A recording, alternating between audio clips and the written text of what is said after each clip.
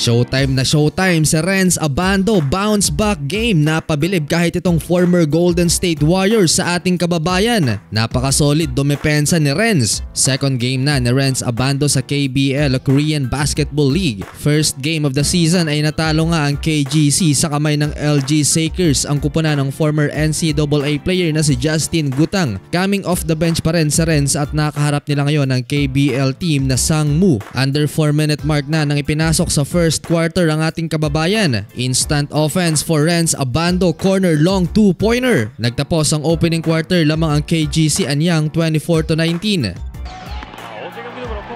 Second quarter, isa sa kagandahan ng basketball sa Korea ay ang mas madaming ball movement. Walang hero ball mga idol at lahat nakakahawak ng bola, kaya madaling makahanap ng open man dahil sa ganda ng pasahan. Walang buwaya mga idol na kahit itong import nilang former NBA player pa. 7 shots lang sa first game. Legitimate scorer itong si Abando, kaya naman nagbe-benefit siya sa ball movement na laro ng mga Koreano. Tulad nitong quick first step mula sa assist ni Omari Spellman. Nakabingwit ng foul si Kabayan, pasok ang 2 free throws. Eto pa mga idol, pick and roll. Ititira na lang ng kanilang import, pinasa pa sa corner kay Renz Abando, and finally naipasok na rin ni Kabayan ng kanyang first 3-pointer sa KBL. Sa loob ng 7 minutes sa first half, nagdala si Abando ng 7 points para sa Anyang KGC. Burado na agad ang 2 points performance niya sa kanyang debut game. End of first half, 35-44 lamang ang kupunan ni Renz Abando. Start of third quarter, starting 5 na si Renz Abando. Dito lumobo ng higit sa 20 puntos ang lamang ng KGC. Showtime mode na rin si Renz Abando, hindi lang sa opensa, dahil solid din kasi ang naibibigay na depensa ni Renz. First points ng KGC dito sa second half, pull-up jumper mula kay Renz Abando. Umatake na rin si Kabayan, nakabingwit ng foul, pasok ang 2 bonus free throws. Sa depensa, good challenge by Renz Abando, sumabay sa kalaban, and another pull-up jumper sa hand-off naman ni Spellman.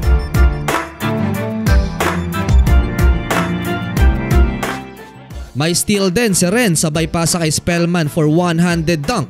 Dito mga idol, under 4 minute na pagod na ang kalaban, hindi na bumababa para dumepensa. Pinagbibigyan talaga si Renz Abando, pinasa pa for two-handed dunk.